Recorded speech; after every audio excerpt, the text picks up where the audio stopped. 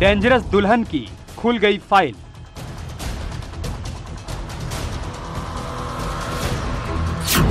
Radar पर आई mafia की crime queen.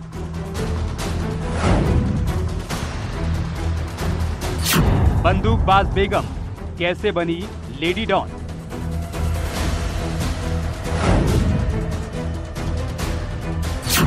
Shaista ने कैसे संभाला अतीक का साम्राज्य। माफिया की बुर्का ब्रिगेड की कमांडर है शाइस्ता।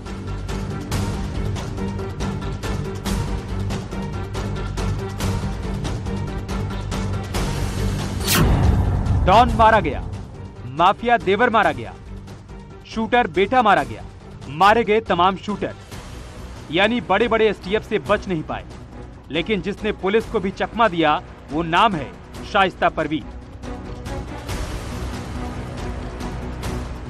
जो IS 227 गैंग की नई सरगना है, जिसके हाथों में कई सालों से अतीक का साम्राज्य है।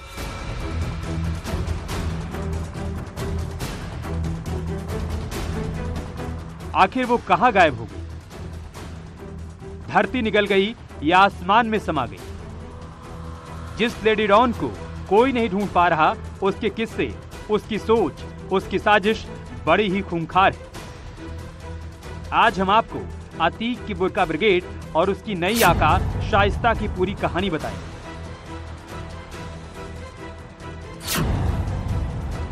तो दिल थाम कर देखते रहिए।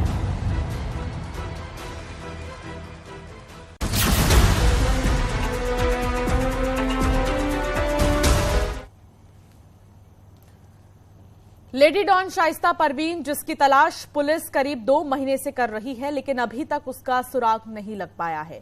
खास बात तो यह है कि शाइस्ता अकेले नहीं बल्कि पूरे लेडी गैंग के साथ फरार चल रही है। और इस लेडी गैंग में अतीक के परिवार की 5 महिलाएं हैं, जिनकी तलाश में पुलिस लगातार छापेमारी कर रही है।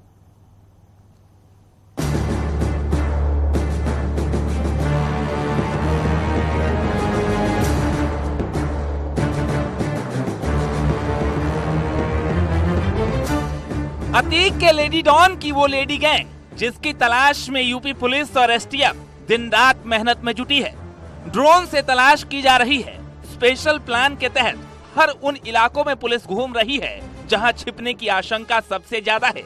लेकिन इस लेडी गैंग के एक भी आरोपी तक अभी तक पुलिस पहुंच नहीं पाई है। शाइस्ता परवीन अतीक की पत्नी, 50,000 का इनाम है और वो इस केस की मोस्ट वांटेड है। जैनब उर्फ रूबी अशरफ की पत्नी, आयशा नूरी अतीक की बहन, मंतशा अतीक की भांजी यानी आयशा नूरी की बेटी, उंजिला अतीक की दूसरी भांजी वही आयशा नूरी की बेटी है।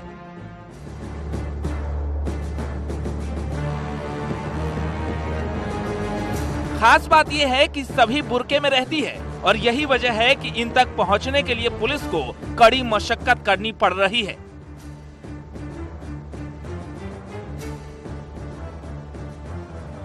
शाइस्ता परवीन उमेश पाल शूटआउट के बाद से ही फरार चल रही है। इस पर पुलिस ने 50,000 का इनाम भी रखा है। वहीं अशरफ की पत्नी जैनब अतीक अशरफ की मर्डर के बाद से नजरबंद हो चुकी है। अतीक की बहन आयशा नूरी और उसकी 2 बेटियां, तीनों पर शूटर्स को पनाह देने का आरोप है। आयशा के घर गुड्डू मुस्लिम की तस्वीर आने के बाद से ये तीनों फरार चल रही है।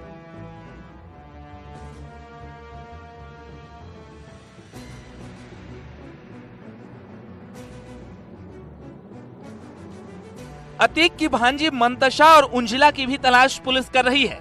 जानकारी के मुताबिक मंतशा की शादी एनकाउंटर में ढेर हो चुके अतीक के बेटे असद के साथ होनी थी। दोनों का एंगेजमेंट पिछले साल हो चुका था। अतीक की भांजियों पर भी गुड्डू मुस्लिम को पनाह देने का आरोप है, लेकिन पुलिस का दावा है कि मंतशा के मिलने से असद का राज खुल सकता है।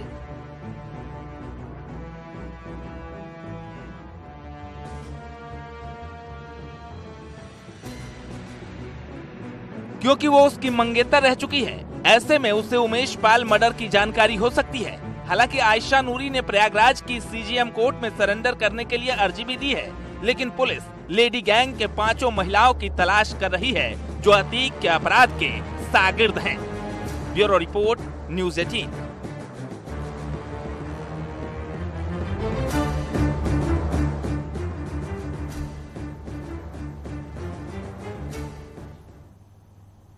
शाइस्ता यानी कि यूपी के इतिहास की सबसे मोस्ट वांटेड लेडी डॉन, वो महिला जिसे अब तक यूपी की सबसे खूंखार अपराधी कहा जाए तो गलत नहीं होगा। अतीक अशरफ की हत्या और असद के एनकाउंटर के बाद सवाल उठ रहे हैं कि शाइस्ता कब पकड़ी जाएगी, वो कहां है। लेकिन इस सवालों से भी बड़ा सवाल है कि एक महिला जो नकाब में हमेशा रही, वो इतनी बड़ी डॉन आखिर कैसे बन गई।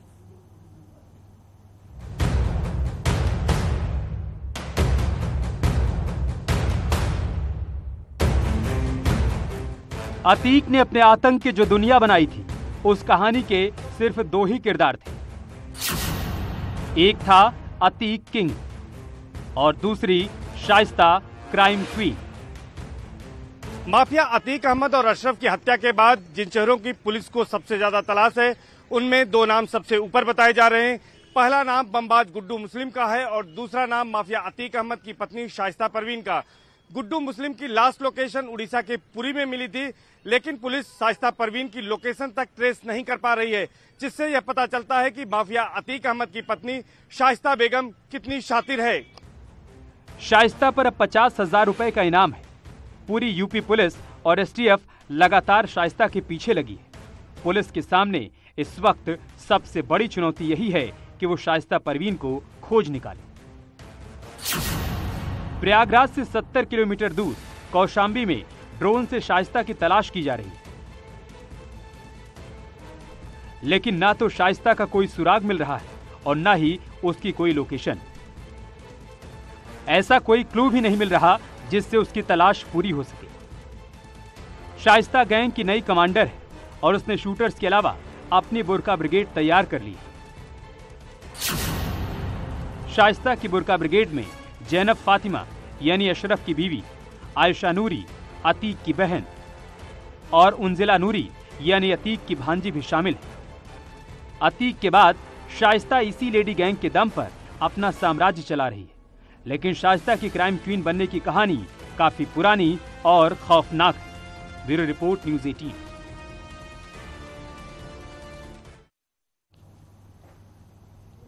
एक पुलिस वाले के घर पैदा हुई शाइस्ता जब स्कूल में पढ़ाई कर रही थी, तब अतीक अपने इलाके में दबंगई में नाम कमा रहा था। फिर साल 1996 आया जब शाइस्ता के पिता अतीक के घर रिश्ता लेकर पहुंचे और माफिया को उसकी बेगम मिल गई।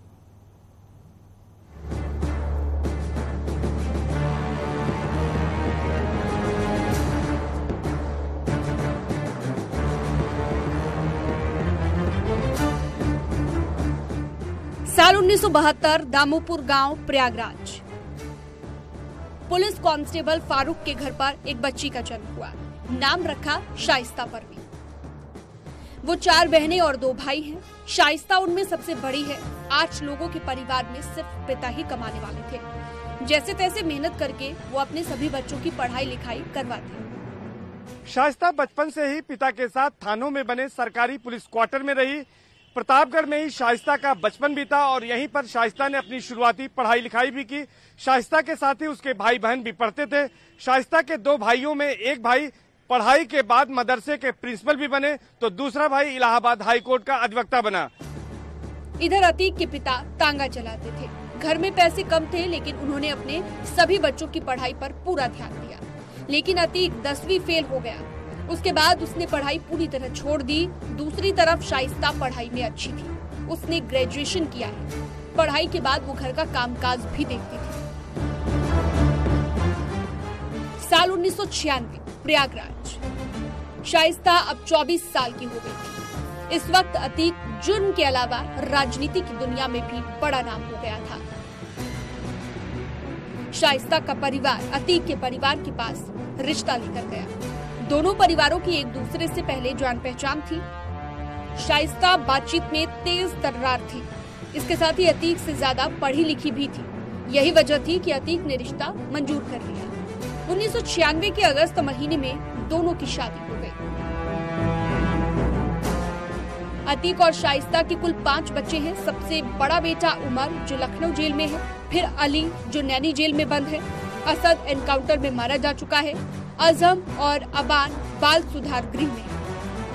अतीक का आतंक बढ़ने के बाद उसने सियासत में कदम रखा और धीरे धीरे बड़ा नेता बन गया, लेकिन वो अपनी माफिया वाली छवि से कभी बाहर नहीं आ पाया, बल्कि अतीक का आतंक धीरे धीरे और बढ़ता चला गया। उसके भाई अशरफ ने भी अतीक का कदम कदम पर साथ दिया, लेकिन पत्नी शाइस्ता का नाम अभी तक एक भी बार किसी बड़े क्राइम सीन में नहीं आया था। अतीक का क्राइम ग्राफ लगातार बढ़ता जा रहा था। 2005 में राजूपाल मर्डर केस ने पूरे देश का ध्यान अतीक अशरफ की तरफ खींचा। यहीं से अतीक के बुरे दिन शुरू हो गए। 2007 में प्रदेश में सत्ता बदली और बसपा की सरकार बनी। उस वक्त की सीएम मायावती ने कार्रवाई शुरू की और अतीक अशरफ को गिरफ्तार करके जेल भेजा। उस वक्त अतीक अहमद सांसद था, लेकिन यही वो वक्त था जब शाइस्ता के क्राइम क्वीन बनने की कहानी शुरू हुई। Bureau report, news 18।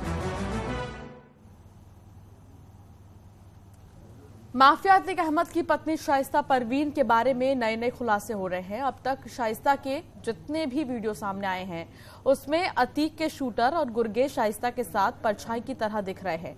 ऐसा ही एक वीडियो लोकसभा चुनाव का सामने आया है जिसमें शाइस्ता अतीक के लिए प्रचार कर रही है। उसी वक्त अतीक देवरिया जेल में बंद था। उस चुनाव प्रचार में भी अतीक के गुरगेज शाइस्ता के साथ घूमते थे। इस वीडियो में साबिर भी देखा जा सकता है जो मेषपाल हत्याकांड का आरोपी है।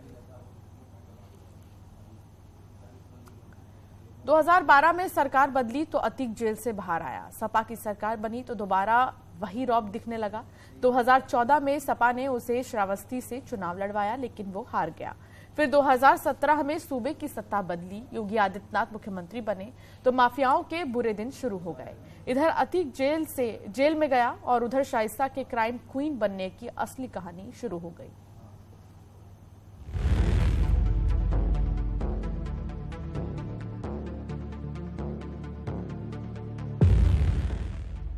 साल 2018 लोकसभा चुनाव का वक्त। ये वो साल था जब माफिया अतीक फूलपुर लोकसभा से उपचुनाव लड़ रहा था। तब पहली बार शाइस्ता परवीन प्रचार के लिए घर से बाहर निकली थी। प्रचार की कमान शाइस्ता ने अपने बड़े बेटे उमर के हाथ दे रखी थी। हालांकि अतीक चुनाव हार गया। अतीक अहमद का फोकस अपने काले धंधे पर था। उपचुनाव में मिली हार महज इत्तेफाक नहीं थी, बल्कि अब सूबे में बीजेपी सरकार थी। यहीं से माफिया अतीक अहमद के बुरे दिनों की शुरुआत हुई और इसके साथ ही साथ माफिया अतीक अहमद की पत्नी के क्राइम क्वीन बनने की कहानी भी यहीं से शुरू हुई। 3 जून 2019 साबरमती जेल। नैनी जेल में रहते जो अतीक अपने धंधे और गैंग अब तक बेधड़क चला रहा था, जेल बदलते ही वो सब बंद हो गया। अतीक के बेटे अभी नए थे और जज्बाती भी, लिहाजा अतीक ने गैंग की कमान शाइस्ता को सौंप दी। शाइस्ता ने अतीक की तरफ उगाही का काम शुरू कर दिया। अब असद शाइस्ता का राइट हैंड था। बिल्डर से उगाही, बेनामी संपत्तियों की देखरेख, गैंग को चलाना, शूटर्स को काम देना, ये सब काम अब शाइस्ता कर रही थी। यानी जिस काली दुनिया को अतीक अहमद ने खड़ा किया था उसकी क्वीन अब शाइस्ता परवीन बन चुकी थी। लेकिन अतीक अहमद और अशरफ के साथ ही साथ 2 बेटों के जेल जाने के बाद गैंग का रसूख धीरे धीरे कम हो रहा था। 2021 से 2022 के बीच अतीक गैंग ने घटते रसूख को कम करने के लिए AIMIM से चुनाव में उतरने का फैसला लिया। साल 2021 में परिवार ने असीमुद्दीन ओवैसी की पार्टी AIMIM ज्वाइन कर ली। लगा कि शाइस्ता को साल 2022 के विधानसभा चुनाव में प्रत्याशी बनाया जाएगा, लेकिन 31 दिसंबर 2021 को अतीक के दूसरे नंबर वाले बेटे अली का एक रिश्तेदार से 5 करोड़ की रंगदारी मांगने का आरोप लगा। इस उगाही का आदेश भी शाइस्ता ने दिया था, जिसके बाद अली फरार रहा और चुनावी ख्वाब अधूरा रह गया। माफिया अतीक अहमद और अशरफ पहले से ही जेल में बंद थे। दोनों बड़े बेटों को भी जेल में डाल दिया गया। बाकी बचे 3 बेटे बहुत छोटे छोटे थे। ऐसे में धीरे धीरे अतीक की सियासत और बादशाहत कम होने लगी। ऐसे में न चाहते हुए साल 2023 में अतीक की पत्नी शाइस्ता ने अतीक की विरासत को संभालने का प्रण लिया, लेकिन शाइस्ता को यह अंदाज नहीं था कि ये साल उसके लिए काल साबित होने वाला है। 5 जनवरी 2023 शाइस्ता ने 5 जनवरी 2023 को मायावती की पार्टी बसपा की सदस्यता प्रयागराज में ले ली।